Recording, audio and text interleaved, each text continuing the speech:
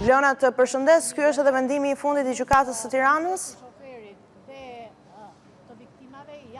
Të përshëndes, po në fakt, vetëm para pak minutash ka përfunduar seanca në lidhje me masat të cilët u vendosën për 3 persona të cilët 2 prej tyre në burg dhe njëri tjetër në paraqitje se takon aksidentit me 4 viktima që u shënua në fush prez. Ndërkohë që sot dolën përpara gjykatës së Tiranës 3 të arrestuarit të cilët le të themi menjëherë pas veprimeve në lidhje me aksidentin ku humbën 4 të rinj të jetën, u morën masa nga ana e policisë. Ndërkohë që sipas informacioneve tona, Aleksandër Krashi, pra I cili është 24 vjeçar I cili ishte drejtuesi betonieres, u lanë në masën arrest me burg. Ai akuzohet në fakt për shkelje të rregullave të qarkullimit rrugor, për drejtim automjeti në mënyrë të parregullt,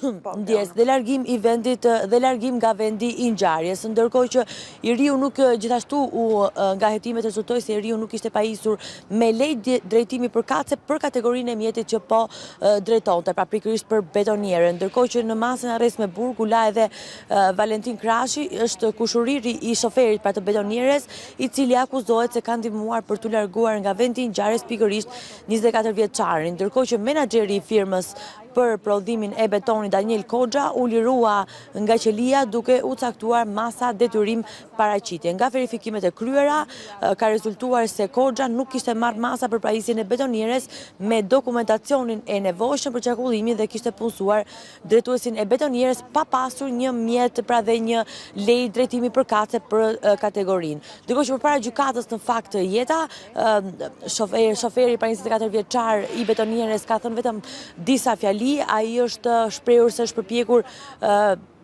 në maksimum që t'i ndihmoj djemt pra dhe mjetin me cilin u përplasën 4 të rinj cilët humbën jetën, por kjo ka qenë e pamundur sipas tij. Mëtej ai është shprehur se ka lajmëruar kolegë të tjerë të betonierëve që të vinin në ndihmë për të ndihmuar për shuarjen e zjarrit dhe e vetmi arsye që ai thotë që është larguar ka qenë për të kërkuar ndihmë, pra pretendon që nuk është larguar nga vendi I ngjarjes, ndonse në fakt kjo është një akuzë që rëndon mbi të. Vlona, të falenderoj për informacionet në lidhje me këtë çështje.